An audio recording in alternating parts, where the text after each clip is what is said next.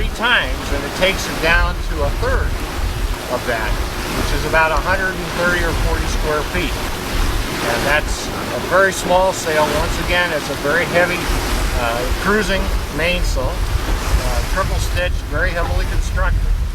And that triple reef main would be our first storm sail, our first storm main.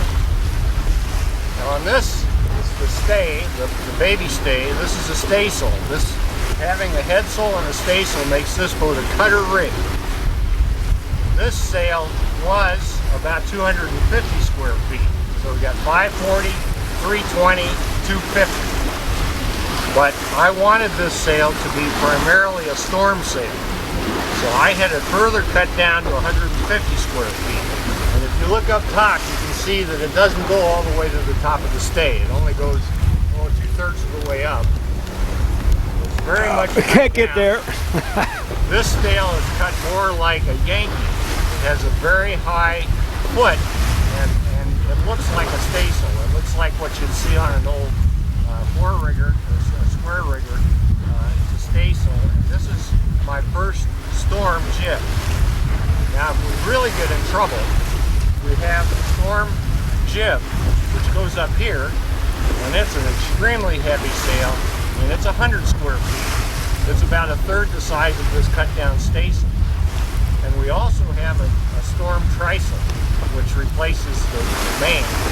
And that's a very, very small sail. They look like handkerchiefs on the boat, but they're very strong, and you can go ahead and sail the boat at very high winds with those sails if you need to do that. Hopefully we'll never need to do that. I hope we never have to set those sails. If we ever get in storms that are that fierce, hopefully we can heave the boat to, which essentially means bring it up into the wind and just hold it there.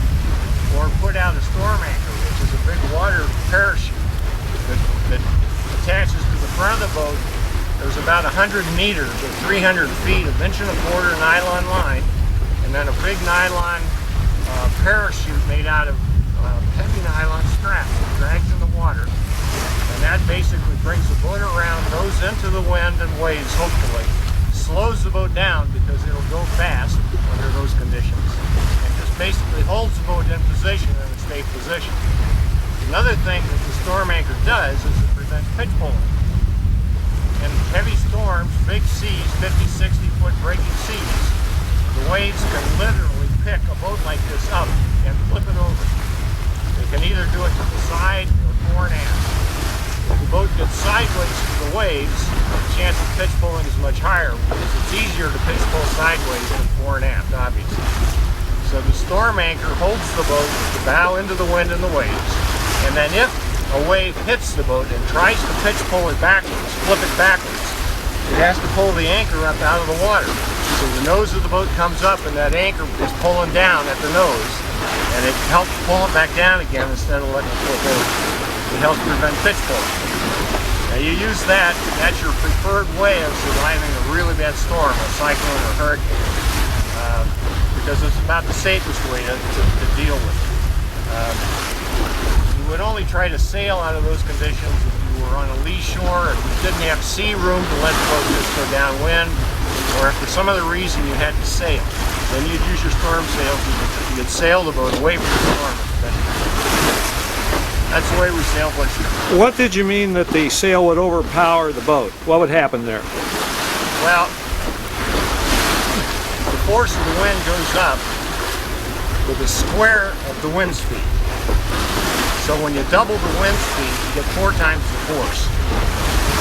Now on this boat, with all 3 sails up, the boat is almost overpowered in 15 knots of wind.